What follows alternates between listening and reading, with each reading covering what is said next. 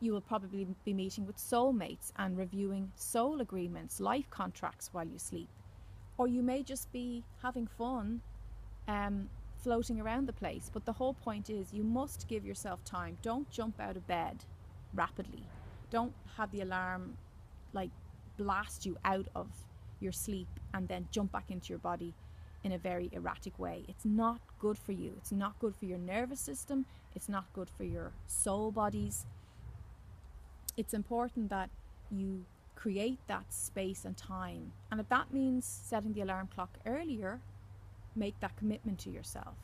Because September is very much about looking at your conscious patterns and unconscious patterns, how you're creating, how you're fleshing out this paradise on Gaia.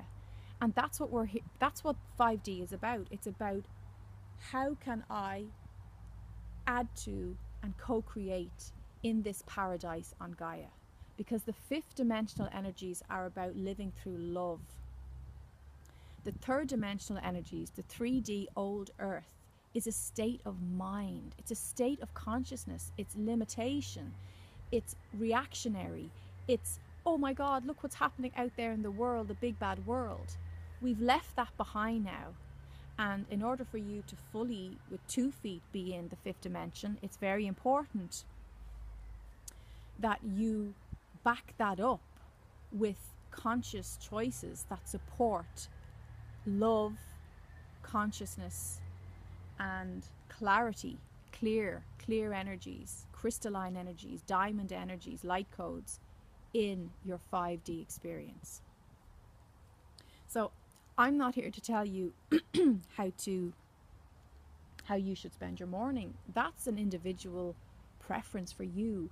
But I will say to you that there are choices you can make around a meditation practice or alone time, space, sacred space, just to be with your thoughts, to tune in. That will help set the tone. It's also vital that you choose the energy of your day. I do this every morning. I decide what kind of day I want to have. So if I want to have a fun day, a playful day, I will set that intention and I will say that out loud to myself. Today I choose the energies of fun and playfulness. Or perhaps you want to have an active day, or perhaps you want to have a day of rest or peace. Maybe you want peace in your consciousness. Again, you get to choose. And it's about knowing that you are the master of your fate. You are very much creating and setting the scene, setting the tone of your everyday, your week, your month, your year, your life. So it's about taking back that power and being proactive and taking responsibility. And responsibility just means the ability to respond. So it's about being able to respond to the reality that you get to choose in every moment. How you react, how you feel, how you think about something, which angle you're going to take is all about your choosing. So again, it's about choosing the energy and setting that intention. And I think it's really powerful to say it out loud. It's also good to say, I choose to be here. I choose to be present. I choose life.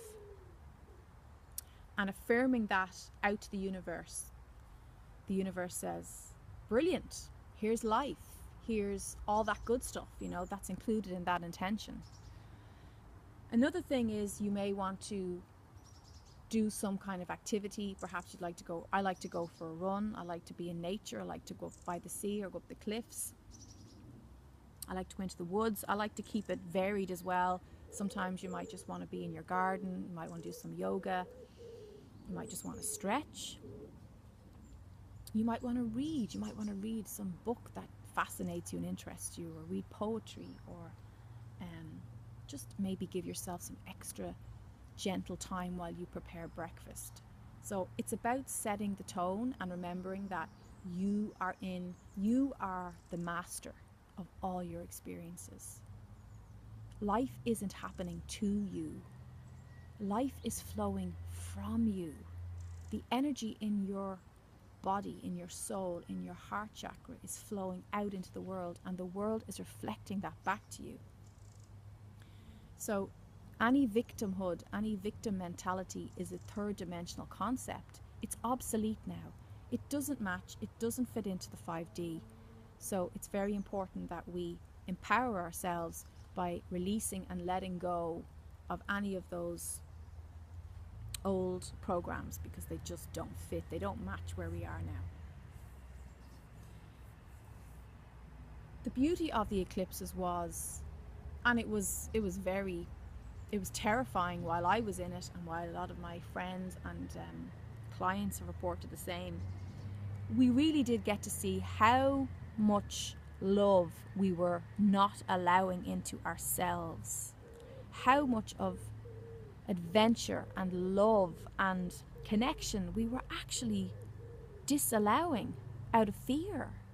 Fear was driving everything. Fear was acting like the master, like the king of our lives. And of course, fear and ego are the same thing. They go hand in hand. But we've let that go now.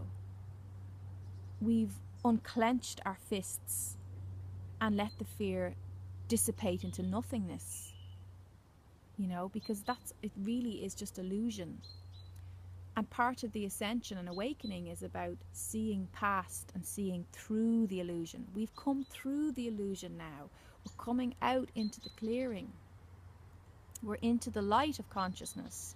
So now we really get to play with the creative energies and get to see in our thoughts, what do I want to create? What kind of life do I want to have? What kind of work do I want to do? What style, what kind of relationships do I wish to experience? All that should be something that you reflect upon in September. Don't worry about action right now. We really just need to be patient with these beautiful new eclipse energies that have settled in, these new frequencies that are very, very crystalline and very pure. And we need to be okay with sitting with that until they fully integrate. And that's, this time is all about integration, you know, so the more you can integrate, the better you're going to feel in September. So allow that integration to fully play out in September. Again, just really look at what you are creating and go back to the root, which is your thoughts, your thinking, your consciousness, the repeated thoughts. What is a belief? A belief is a thought you keep thinking. So go back to your beliefs, review them, look at them. You know, that's why Mercury's been retrograde. It's about reevaluation, reviewing, you know, looking back and saying, how can I soothe this? How can I clear this? You know, what can I choose instead of this? Because in October, there'll be plenty of time for action, plenty of time. That will be a time to really tend to the seeds that we've planted. But again, it all starts with consciousness, and that's how you plant the seeds. You go into your thoughts, you go into your consciousness. So go into the garden of your consciousness and be the gardener. And that's not about physical action. Remember, everything is conscious thought creation. So go back into that creation and start to consciously choose the kind of seeds that you want to plant. What that means, what mood you want in your life, what emotional experiences that you want to have. How deep do you want your relationships, your friendships to go? What kind of work, what feelings will your new work create? Do you want to inspire? Do you want to uplift? Go into the feeling, emotional space of that, and don't worry so much about the how, what, when, where, because the how is up to God. Source will take care of that, and we will be inspired to follow through with action to back that up in October. But remember, September really is about clearing, owning, knowing our mental states, our mental bodies, our mental concepts about ourselves and about the world, and recognizing, do we see the world as a big bad place? Maybe it's time to clear that out and to see that the world is actually a neutral place. You know, it's very, very neutral. We get to paint the picture of the experiences and adventures we have here. So I leave it there. Angel blessings to all of you. We're kind of moving into the autumn energies now here in Ireland, and it's actually really beautiful. Really enjoying that change of season. I always do. Love to you all. Namaste.